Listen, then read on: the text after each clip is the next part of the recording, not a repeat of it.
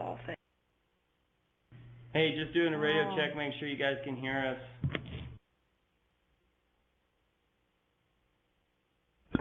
We can hear you. That's loud and clear. That's we know that makes sense.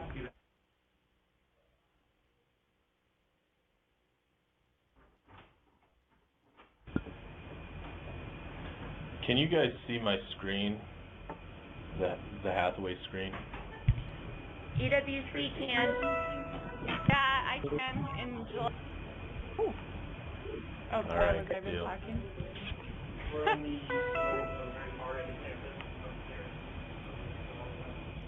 Hello. Is that Bradley? Chrissy, do you remember? Yes, that one's Brad. Okay. You're fine. Okay, we'll do. Perfect, thanks. Oh my lord, why was that?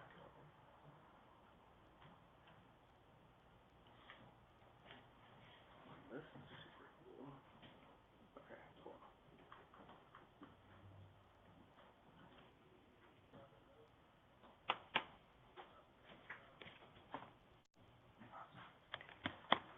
Okay. Anything y'all need me? I'll be in here. Okay, thank you. Thank you. We've got Kristen, Amanda, and Deirdre. Yep, Right. Amanda and Deirdre. And that looks like Tammy and Renee. Judy, Brandy. Okay, I can only write so fast, Sean. So, yes. Okay, so Tammy, Renee. Will you guys take out?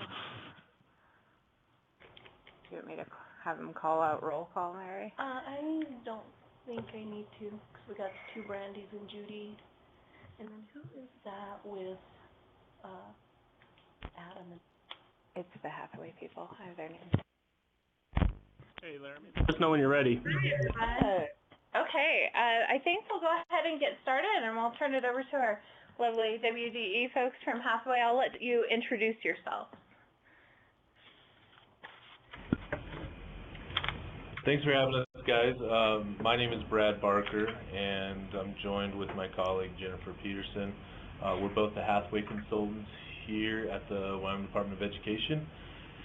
And today, we are going to give you guys a pretty broad overview of what the Hathaway Scholarship is. A lot of you guys will be familiar with this. We're also going to dive down a little bit deeper, and we're going to get into some details. Some of you guys have probably heard some of these things that we're saying, but we'll get a little bit deeper into some things and go from there. Anything else to add, Jen? Feel free just to pop in if you have any questions along the way as well.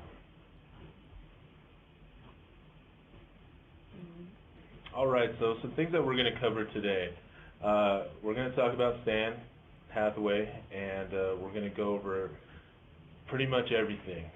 We may go a little bit deeper, like I said, into some topics and leave some topics alone for later.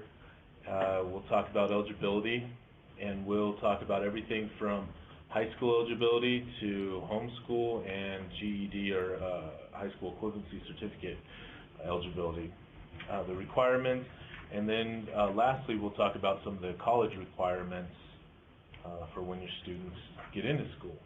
So first and foremost, Stan Hathaway, he is who the scholarship's named after, and he was the governor from 67 to 75. He's established the Permanent Middle Trust Fund. Currently that fund is about $560 million to date. Some of the things you guys may or may not be hearing is that the fund may be running out, and it's really just not the case. That's, I guess for the lack of a better term, that was just a very conservative statement from the treasurer. And to give you an idea of the fund, it's $560 million. It generates about $30 to $40 million every year, and Hathaway only uses $16 million each year. So the rest of that money ends up going back into the fund. So we definitely have plenty of money for the future, and and I think we should hear probably a more clear picture coming up at the JEIC meeting in September. So here's kind of an overview of where the students are at. Currently we serve about 5,500 students, or students use the Hathaway Scholarship. And like I said, it's $16 million a year. We have about 2,300 students at the community colleges, and then the rest are all attending the University of Wyoming.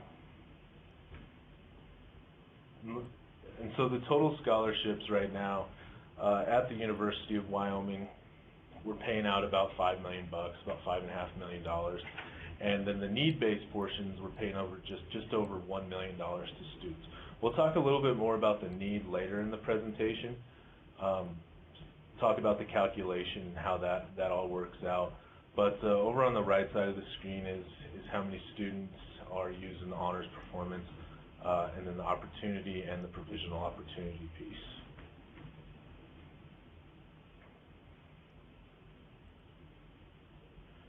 So here's some numbers, and this presentation is live online, and you can see this is what we paid out. I believe this is spring or fall. Last fall, actually. So this is as of last fall, so 2015 fall. These were the final numbers that we paid out to the community colleges, and then likewise you can see the numbers of who's using what. And so all the way to the left, that LCCC, that 46, that's how many students had the honors, and across, it reflects the same. And that's all the money. Some of the places that I'd like to point out is the zero under need for Western Wyoming Community College and CWC. We've been in touch with them. We've been talking with them a lot lately, and making sure that that's something that they're very aware of, and you guys will be happy to know that they will be awarding need this coming fall. So we should see those numbers jump up quite a bit, and it sounds like this recent end of term, which is what we pay out to the community colleges in UW, we were increased in the need this past semester a little bit as well.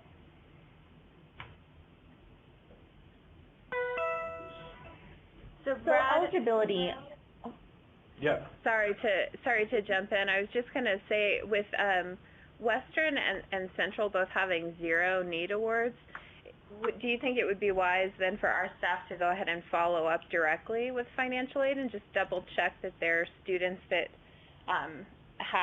are eligible for the need award are actually getting it, or do you think that they have systems in place now to make those need awards moving forward?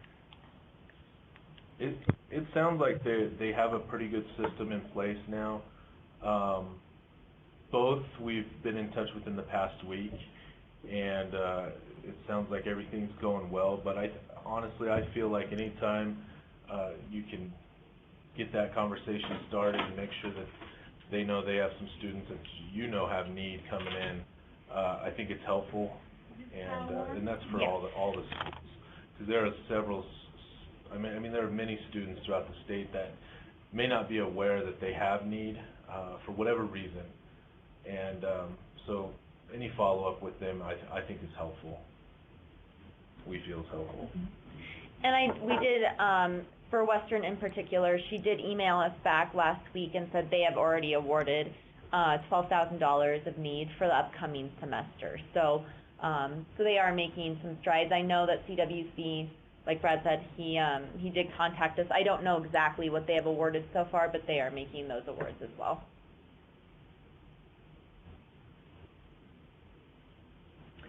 All right, so eligibility. There are some requirements that students need to meet in order to, aside from academic, in order to receive the Hathaway Scholarship. So first and foremost, students have to be a Wyoming resident.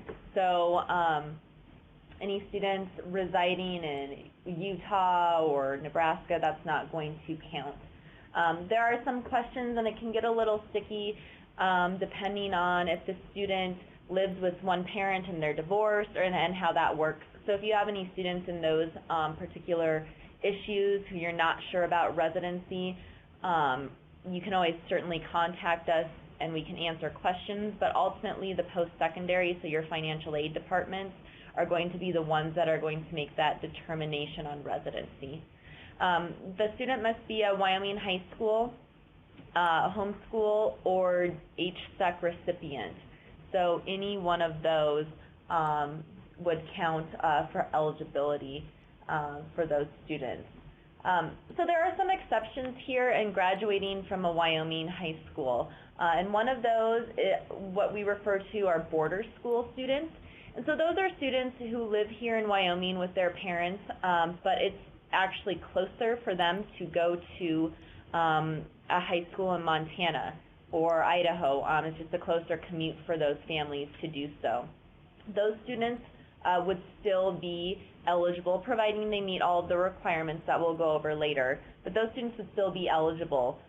There's one area in particular, it's called Gardner, Montana, and it's really close to Powell. That's probably the biggest, I guess, group of border school students that we have. So some of you guys might see some of those students applying for the Hathaway. Military families. For those families who still maintain their Wyoming residency, but they may graduate from a school elsewhere, those students are still eligible as long as they have, again, that residency here in Wyoming. All right, so homeschool students, there are different criteria for the students to meet a little bit depending on whether the student is an HSEC, a homeschool, or a high school graduate. And so some of these scenarios here, if the student takes both the HSEC and graduates from a homeschool, we've had some questions on how that might work. Would they be considered an HSEC student or a graduate from homeschool? If the student actually graduated from the homeschool and have those tests for that and the homeschool diploma, if you will, that student will be deemed a homeschool graduate. For those students, the Hathaway does not require a GPA, just because we don't calculate that homeschool GPA. However, those students still must complete all of the coursework that we'll go over here in a few slides of the certain math courses, English, etc. And then they also must have their ACT. And so we'll go over the 4 different levels and what that ACT score must be for those students. These students must also keep in mind that they have to initiate or start receiving funds for Hathaway prior to their 21st birthday. Once those students reach over 21, then they will no longer be able to start receiving the scholarship. Any questions on homeschool students? Okay, for those students earning a GED, a TASC, HiSET, those students have to get certain scores on those tests that we have, and then also they have to, again, take the ACT. And so for the honors, those students would need a 25 on the ACT, same for homeschool students, same for high school graduates. Performance is 21, opportunity is 19, and then the provisional opportunity is a 17, or they have the option to take the work keys test and score at least a 12. These students, to be considered HSEC students, they need to have attended a Wyoming school at some point during their career. So they would have a WISER ID and all that good stuff on file. We do have some of the scores here for the HSEC here in this bottom bubble. I would actually direct you probably online. We have added recently task scores as another option, so students can take either the GED, HiSET, or task. So we have all of those particular scores up online on our website as well. But you can see there, it's broken down between honors, performance, opportunity, provisional. Depending on what the student will receive on those tests will determine, in conjunction with the ACT, what level they will be awarded. And so these students, they cannot initiate their Hathaway Scholarship prior to their natural graduation date. So if their high school graduating class graduates in 2015, that student could not start receiving Hathaway prior to 2015 unless some of these conditions, such as a court order to complete an HSEC, or the student is a parent or legal guardian of a minor, unless some of those things have been met, those students have to wait until their graduating class is able to start taking Hathaway funds. So just keep, and just one more thing to add to that is they have to have all three of these pieces. They have to have the ACT score, they have to be a student of record, and they have to have one of the HSEC scores listed here and the Wyoming Community College Commission website. So requirements, this will be for high school graduates, which are going to be the bulk of the students who are receiving Hathaway. Again, there are the 4 levels: the honors, performance, opportunity, provisional opportunity. The ACT is the same as either the HSEC or homeschooled students. Honors is 25, performance 21, opportunity is 19, and the provisional is 17 ACT or 12 work keys. So the difference with the high school students and the other 2 groups, these students also have to receive an unweighted GPA, cumulative GPA, during their high school career. So honors students would have to receive a 3.5 or above, performance at least a 3.0, opportunity and provisional are both 2.5. And then those HSC notations, those are the specific courses that we'll get to here in the presentation that students would have to take in order to receive each of the levels. So you can see here, there's a pretty good difference here between the high level of honors getting 1680 and the lowest level, the provisional opportunity, which is 840. And those would be per semester amounts that students would be able to receive just for the merit award. That's not including any of the need award if those students should qualify for that. Another thing to keep in mind here is, or something that we get asked all the time, and I guess more to reiterate, is the GPA, it is unweighted, and there's no way to not go the unweighted route. That's a question we always get asked. My student took a bunch of IB courses. My student took a bunch of college courses. How does that differ? And it doesn't. It's an unweighted GPA. And then as far as the ACT, this is another question that we get asked often, is based on the highest score received. That's up until they initiate, they can keep taking the ACT. And when I say initiate, once they start receiving funds from the institution, then they're locked into that level. So we have a lot of students that'll take it that June after they graduate, and that works. Some students will even wait till that following fall, even though they've had a semester of college under their belt, but they haven't initiated their scholarship yet, and they'll try and up their ACT score. So as long as they're not taking money yet, they can try and get a better score. Right, so the provisional opportunity, this level is a little bit different than the other 3 for requirements and then where the student can start receiving Hathaway funds. So for the requirements for the courses that the student needs to take, for math, the student needs graduation requirements, which is 3 years, and those 3 years must include at least 2 of the following: Algebra 1, Algebra 2, or Geometry. So at least 2 of the 3 have to include 2 of those. And then the Science, English, Social Studies, those are, the student just must meet graduation requirements in order to meet those course requirements there.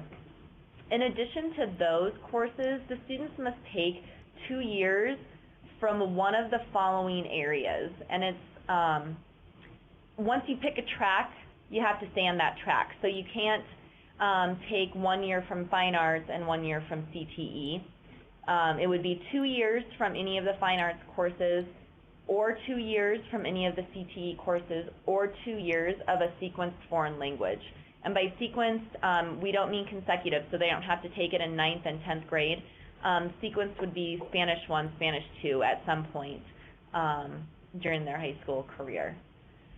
This level in particular, compared to the other 3 levels, has to be initiated at a community college. So any student receiving the provisional opportunity cannot directly go to UW. Once those students at the community college, if they earn a degree, they're initially awarded 4 semesters of the provisional opportunity. And if they earn a degree in Associates of Arts or Science during those 4 years, they may then move on to UW for an additional 4 semesters at that $840 per semester. If the student during their first 4 semesters at a community college earns a certificate of some sort, then they would be eligible for another 4 semesters of the scholarship, but they would have to only use that at a community college again. They wouldn't be able to move on to UW without that Associates of Science or Associates of Arts degree. But they do have that option.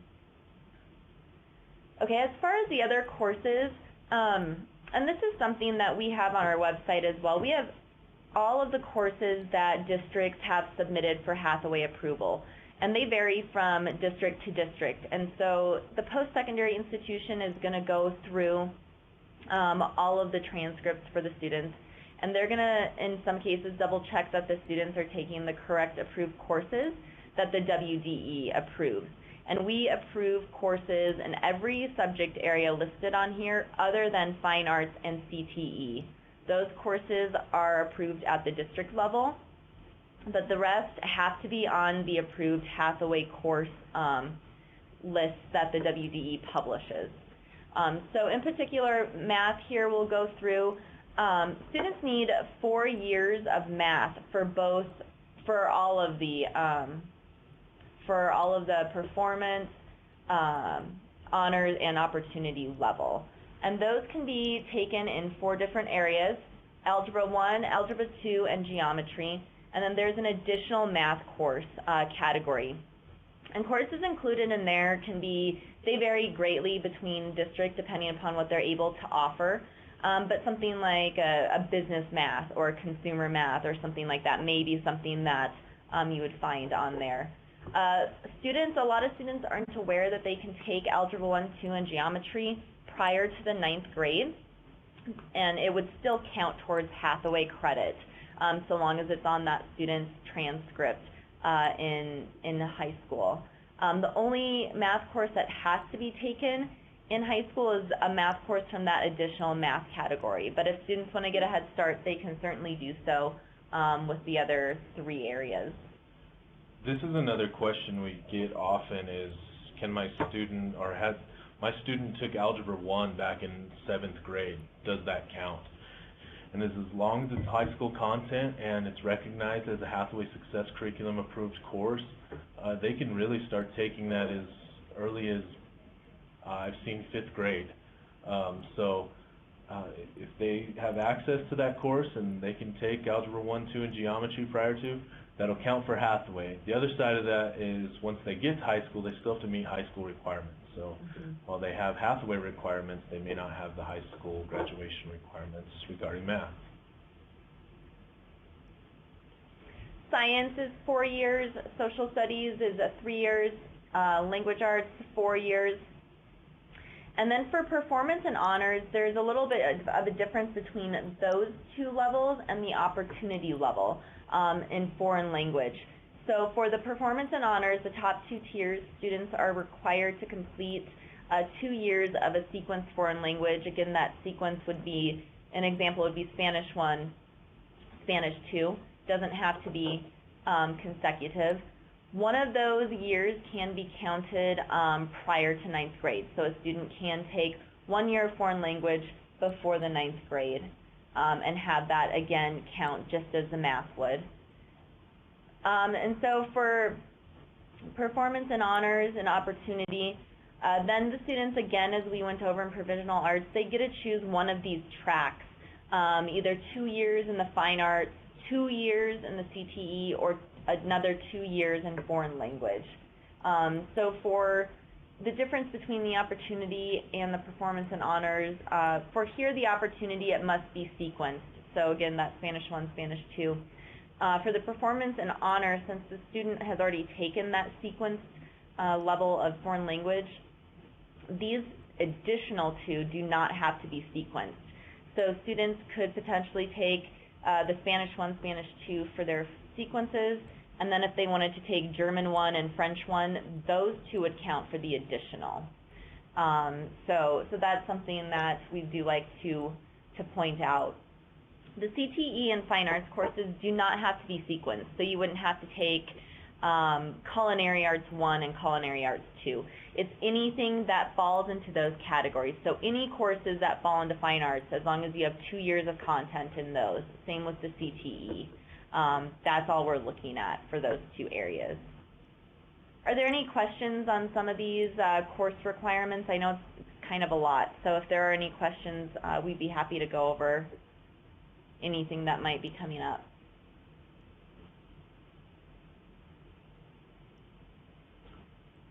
Okay, so next is the Hathaway Success Curriculum, and we're going to go a little bit deeper in this, and I know Jen talked a little bit about it, but this is something that we really like to stress to everybody.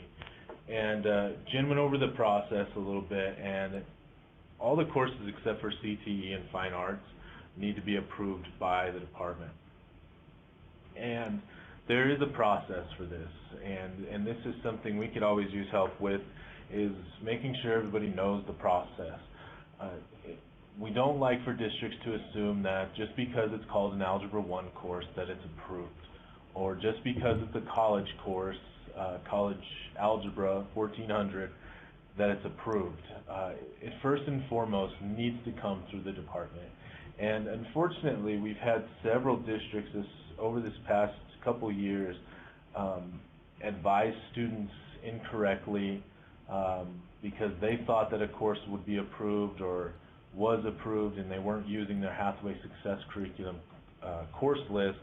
And what ended up happening, unfortunately, is some students either didn't get the scholarship or they had to be bumped down a level. And there were some fortunate students that did apply for a waiver. We'll talk about waivers here in a little bit.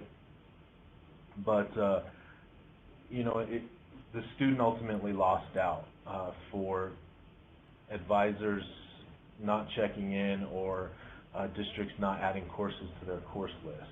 We do our best to make sure that we favor the student, but unfortunately there are some cases where some courses just truly are not appropriate for the Hathaway Success Curriculum, and they don't meet the rigor that we require. So that's something that we really like to push out there.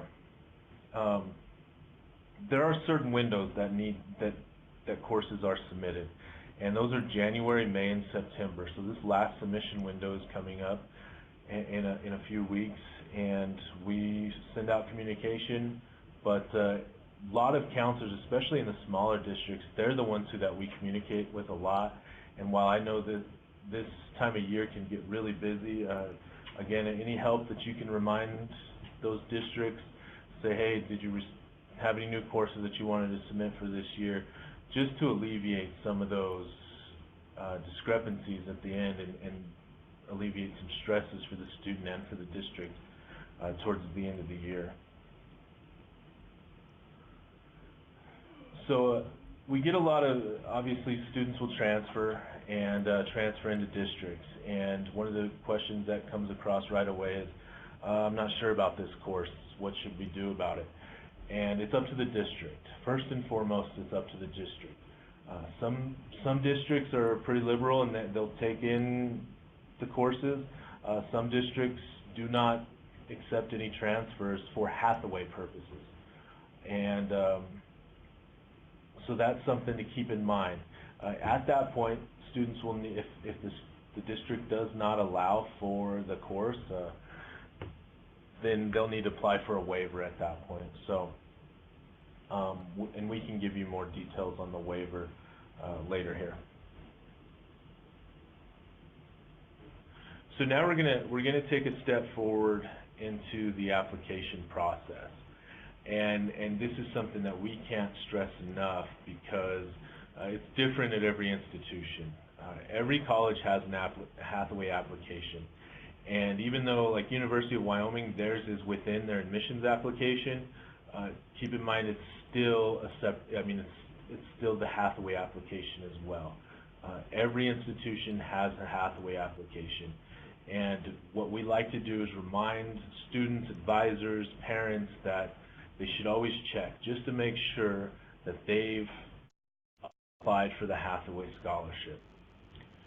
And how to do that is to contact the Hathaway coordinator. Each institution has a Hathaway specialist or a coordinator, if you will, and they're usually housed in their financial aid office. And we have a list of those students. I think we may have gotten you that last time, but that's something that we want to stress as well. A lot of students and parents will contact us asking for their information. Hey, did I qualify for the scholarship? Or whatever the case may be. And we at the department don't have access to student level information, so it's always best to contact them and the Hathaway coordinator at the institution, and from there they will contact us if they have any other questions. Another note on that application process is that those Hathaway coordinators, when they're awarding the Hathaway levels, they're going to need that transcript from the student, and that will need to have their information on the courses that they took in high school, that kind of thing, so that they can verify the courses, the GPA, and then the ACT score as well. So that's something that they'll have to have in order for the application to be approved and awarded. All students must apply.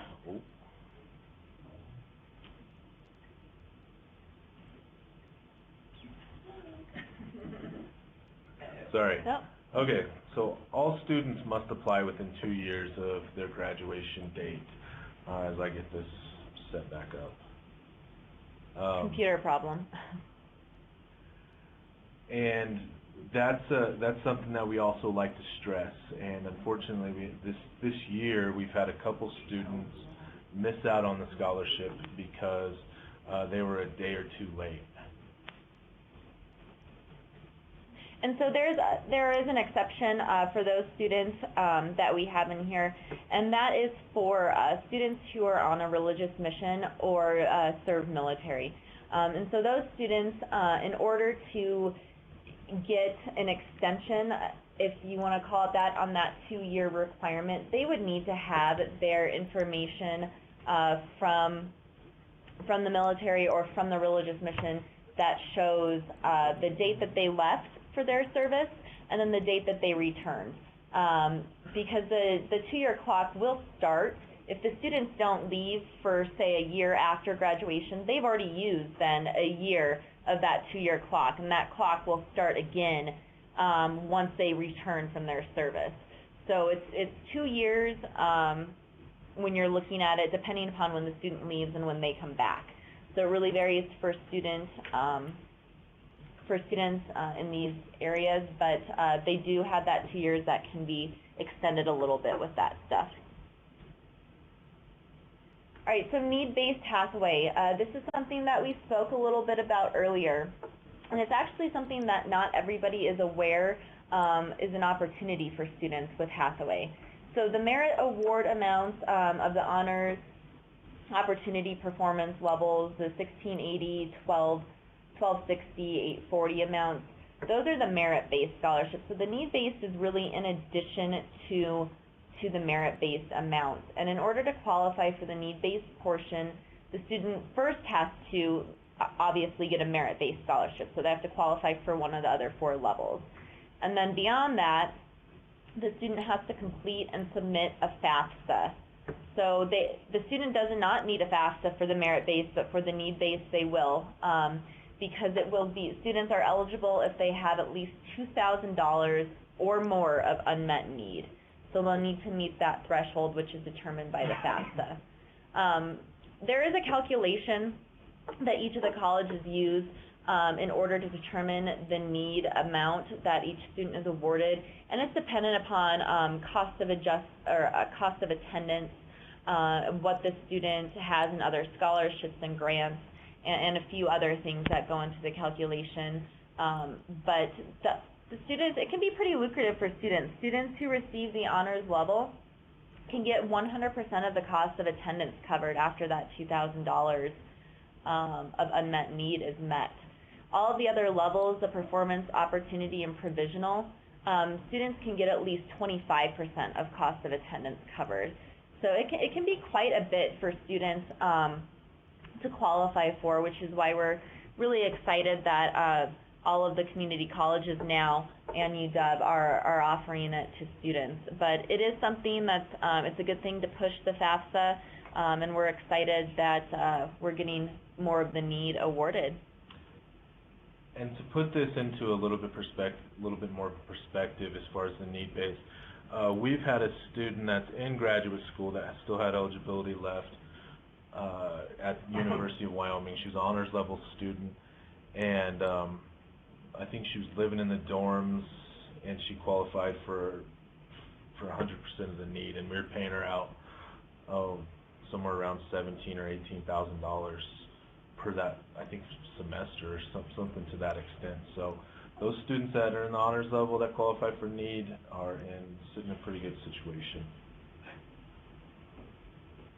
So there are certain requirements. So we talked about the high school requirements that the student needs to earn in order to first get awarded the levels. There are requirements that students need to maintain and continue while they're in college to continue receiving the funds. Before I get into that, there is one question that we will get asked every now and again, and it is if the student gets a higher GPA in college, can a student jump up levels or something like that? And the answer on that is no. So once the student is awarded based off of their high school requirements, students cannot change levels once they start receiving that money, and it's based on all of their high school. So nothing from college would allow them to increase in levels. But for GPA, there are 3 different areas that students need to meet in college to maintain their scholarship. One of them is GPA, another one is continuous enrollment, and the last one is satisfactory academic progress. For honors and performance students need to maintain at least a 2.5 GPA in order to keep receiving that 1680 or 1260 per semester. For opportunity and provisional, those students need to maintain at least a 2.25 to be receiving that 840. There is one thing with the honors and performance. If the student's GPA does fall below a 2.5, but it is above a 2.25, those students would be able to receive the opportunity level of $840 per month until they got their GPA back up to a 2.5 to receive their full scholarship amount. But once students go below that 2.25, then the scholarship is suspended essentially until the students can get that GPA back up to the requirements. Continuous enrollment, this is something basically we like to tell students, once you start school and you start receiving the scholarship, keep going. You need to be enrolled in at least 1 credit per semester of college credit so that you don't break that continuous enrollment requirement. And satisfactory academic progress. Basically, students need to complete what they're paid out for. So if students are taking 2 semesters during a year of full-time status, they need to complete at least the 24 credits that would be considered full-time within a year to meet that requirement. Some of the FYIs that we get, Hathaway does not pay for remedial courses. So that's something to keep in mind. If a student is coming in at 12 credit hours, but 9 or 3 of those credit hours are remedial courses, Hathaway would only pay for 9 out of the 12 credits. So those students would get a prorated amount of whatever award level they were to receive. Students have 6 years to use their Hathaway funds once they start receiving them. There are 96 credits, so 12 college-level credits per semester, or 8 full-time semesters is what they'll get. They have 6 years to use those funds. Now, if a student wants to delay the start, since they do have that 2 years before they have to initiate, if they have a lot of scholarships to attend here at LCCC and they don't want to start using their Hathaway right away, they can hold off for a year or two before they apply, and then they can certainly use their Hathaway Scholarship to pay for grad school as well. As long as they're within that 6 years once they start and they meet that 2-year requirement to apply after graduation. So if students lose their scholarship because of not meeting one of the three, the GPA, continuous enrollment, or satisfactory academic progress, students do have the option to regain it. While they're regaining it, while they're trying to maybe get their GPA back up to what the requirements are, they would be out of their own dime. So they wouldn't be able to receive Hathaway funds while they are regaining it, but once they have regained it and met those requirements, then they can start using the scholarship again. But those semesters where the student does not take any funds because they're trying to regain it, that still counts towards that 6-year time mark since they initiated it. So it's something to keep in mind that it does eat into that time a little bit for those students. How many friends would you say in the first year lose their aid? I'd have to look. I don't have that off the top of my head.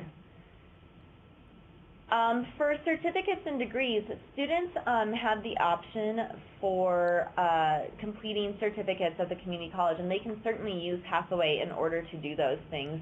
So it's something that it's an option for students that they necessarily don't think that they have. Just because it's not a degree doesn't mean you cannot use it. So for those students who are interested in auto body, diesel mechanics, massage therapy, any of those courses that are offered or certificates that are offered at a community college, Hathaway can be used on. So that is something that kind of opens up the scholarship a little bit to more students as well.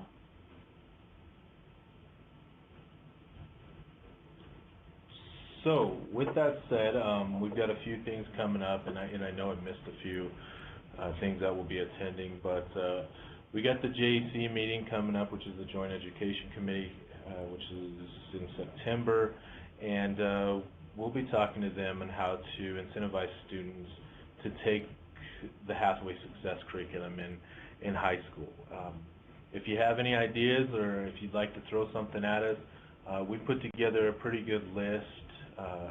We feel like it's a pretty good list, but if you have any other thoughts, feel free to throw those our way. One of the big things that we've got coming up is we're calling it the Hathaway course or Hathaway class, and that'll be for anybody in any of the districts.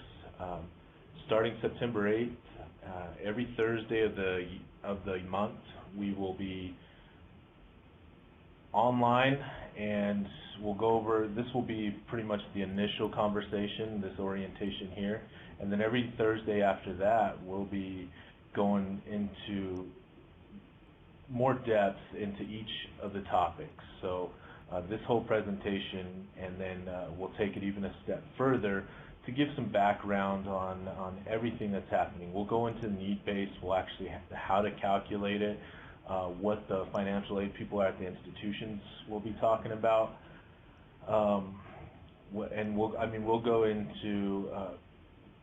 Our goal is to make everybody an expert, or to give them that knowledge, and we'll be incentivizing it too. So those district personnel that come to one full 4-week session will be in the running, and you guys are welcome to join that as well.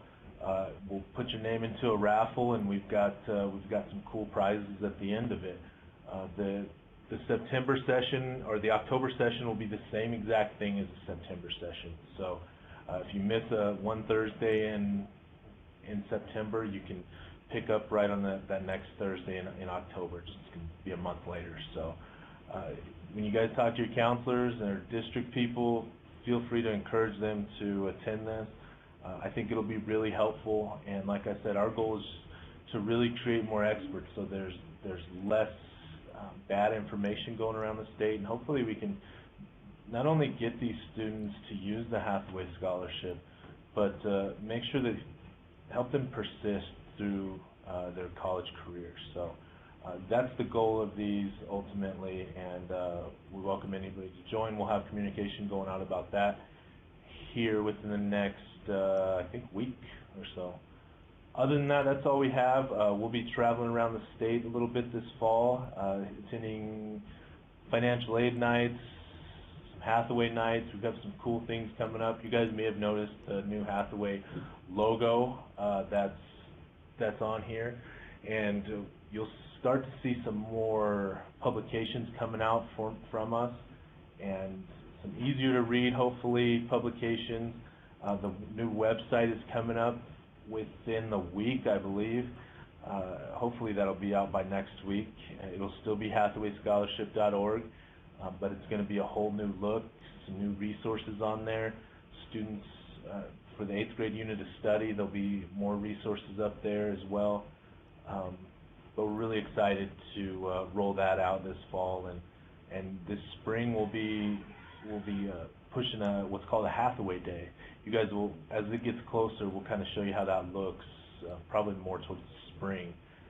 But the goal is to get those new students, those 5th and 6th graders, probably more likely the 6th graders, excited about taking some more difficult courses, and hopefully being able to take the math courses prior to the 9th grade. So I mean, the way we've been really looking at it is every student in the state of Wyoming that's going to graduate from, or that's in middle school, they have the scholarship right now, and it's really theirs to lose at this point. So as they move into that middle school career, we want them to know that they have a scholarship, they have the Hathaway, and so that's going to be kind of the goal of the Hathaway Day. Other than that, that's all we've got for you. What kind of questions can we answer for you guys?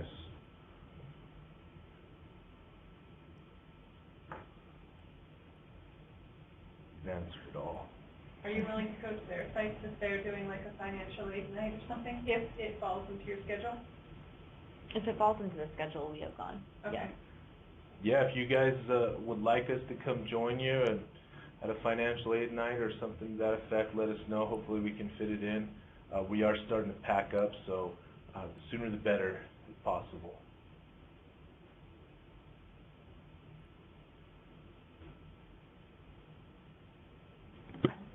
Is there a listing of the Hathaway Success Curriculum courses on the website then? And is it updated after your application windows have closed? Yep. It is, yep. There is something up there, and it is updated actually nightly. Brad can show you the link here to it, but yes, it is updated real time. So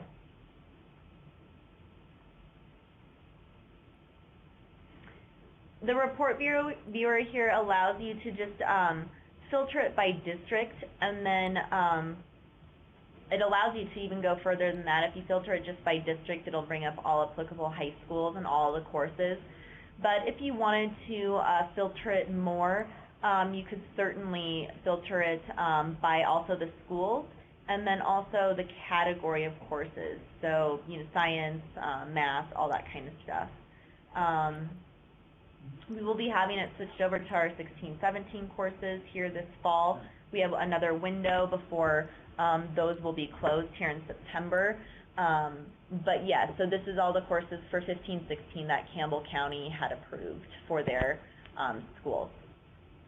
And really the 15-16, it's a little misleading at this point. This will be all the courses that are approved, and from here forward, unless they take them off their Hathaway list, these will be the approved courses for their district.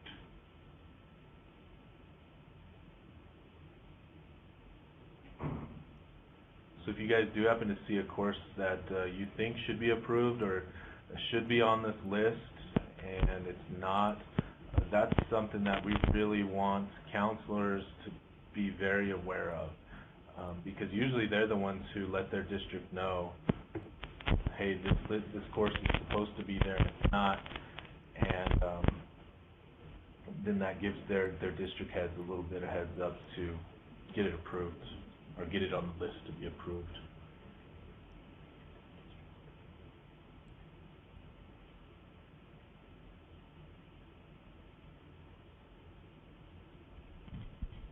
I have a question. If we have a student who started the Hathaway Scholarship in their freshman year, but they have a comprehensive scholarship already, can they stop the Hathaway after they've started it, as long as they take their 2-year gap, and as long as they keep continuous enrollment to try to save some of that Hathaway for their graduate years? Yes, students can defer the scholarship after they have started it. However, once they've started it, they have the 2-year requirement to apply for it. But once they've started it, that's when they have that 6 years to use it all. So the students would need to make sure, if they're going to defer it for 2 years, that still counts towards that 6-year requirement. So that student would need to make sure to finish all of their courses, graduate school included, within that 6th year from starting it. From starting to receive money. She's saying they've already taken 1 year of money. Right, right. So they'd have 6 years from the beginning of taking the money to use all of their credits, including that 2-year gap. The 2-year gap can take place, like say their sophomore, junior year. Yes. Would be? Yes, Okay. they can. Right. They just have that 6 years.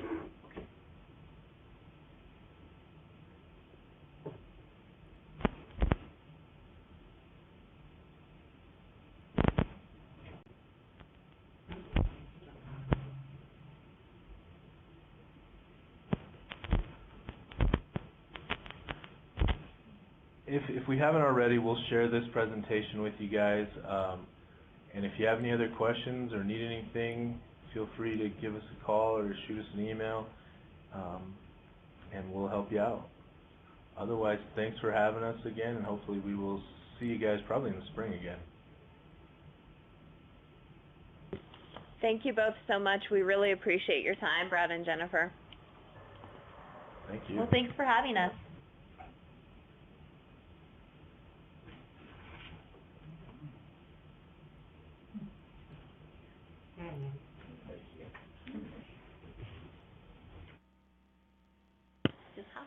So everyone, with the brief little bit of time that we have remaining, I just wanted to discuss the possibility of a statewide FAFSA mailing. I'm sure that you all will be doing your own efforts, and we'll have a chance to talk a little bit more in depth at the state meeting that's coming up. But we were thinking it might be helpful to send out a mailer to all of the seniors and their parents. And I was just wanting some feedback on whether or not you think that that would be helpful. It would essentially come from Gear Up Wyoming. We could redirect everyone to the Gear Up at UW website, and then your sites we'd link to your sites with information about your specific FAFSA offerings and workshops. So it would just be a very general flyer, a sort of a public education campaign, if you will, just forewarning everyone that, FAFSA is coming again, is here, and then referring them to the website to find out information about your own site's offerings. And we had kind of thought that it could act as a clearinghouse then to connect people to all of the FAFSA workshops and events that you all are planning. So I'd love to hear some feedback on that, if you think it's a good idea, if you would prefer to do your own, etc. I think it's a wonderful idea, Mel. Thank you.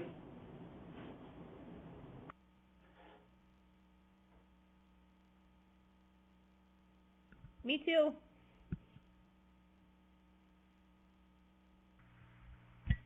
EWCC, I can't even say it. Hi, everybody. We think it's a great idea. I'd also like to ask everybody, because we are having some open houses, and I asked Mel if she had any information on the prior year. So if anybody has anything that they could share, that would be wonderful. My financial aid office doesn't have anything built yet. I looked at the website. I wasn't lucky enough to find anything. So if somebody has seen something, please shout out and let me know. Thanks. Tammy, this is Tracy. Give me a call later, and we can sit and I can explain more to you. I serve on some of the FAFSA committees, and I've been on some of those calls, so I can answer questions for you. Okay, thanks. I was just looking for some kind of literature that might be out there that I could give to my parents during the open houses, so thanks. I can probably direct you to some stuff. I haven't seen an abundance out there really yet. I think it's the National Association of Student Financial Aid Officers. I can send that link out to everyone. They have some information, but it's been relatively quiet in terms of like flyers or pamphlets, informational pieces to try to, help with that public education campaign. So I think if we can all just, as we run across them, share with the group, that would be great. And I'll send that link out. If anyone else has any too. Maybe the Gear Up Drive for FAFSA information, so that, would that work for the Google Drive? Maybe creating a separate place for FAFSA information on this to put the resources in? Do it anyway. I think that'd be great, Sean. Okay, anyone have any special requests for inclusion in the flyer? And what we'll do is we'll cobble together a draft, and then we'll send it out to everyone to revise and approve as necessary. But if you all have any feedback as to anything that definitely needs to be included, I would love to hear that now.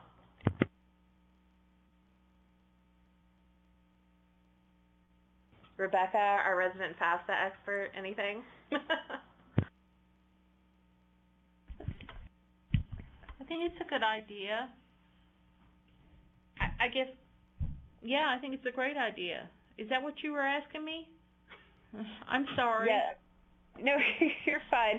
I just, anything that you think needs to be included. I mean, clearly we'll highlight that it's going to be prior tax year, and redirect them to the website. But anything else that we need to be letting our parents and students know? What I would say, instead of we all use the terminology prior year, and that is confusing. Why don't we just tell them that they need to use their 2015 income taxes, and then they'll get it. Excellent point. To not use our jargon. Yeah, we like our acronyms and jargon. Excellent point, Rebecca. Thank you. Anything else, everyone?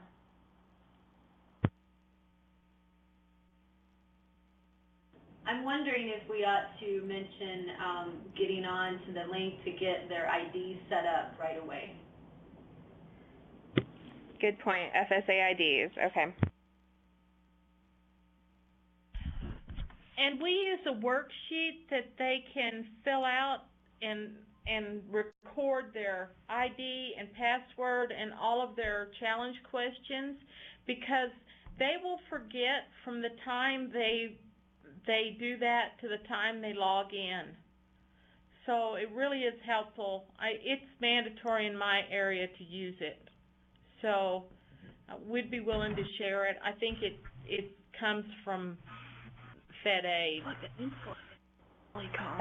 That would be great, and in fact, that might be a good idea to just include that with the mailing, so that they can go ahead and set up their FSA ID and then have it right there with them. Brandy Horgis and I, when we were in D.C., we went to a meeting that said for them to take a picture of it with their phone and then share it with their parents. And so their parents have all that information, and they have all that information in case they lose. And send it to their email. Send it wherever you want, because they all have phones. So take a picture of it, and then they have it available. Very nice. Okay, anything else in our last minute or so? Okay. All right, excellent. So the lovely Sue Jones will help us create something that looks pleasing to the eye, and then we will be in touch with you all and send out a draft here in the next couple of weeks. Thank you, everyone, and Mel, we'll see you tomorrow. See you tomorrow. All right, thanks, everyone. Have a good day. Thanks, guys.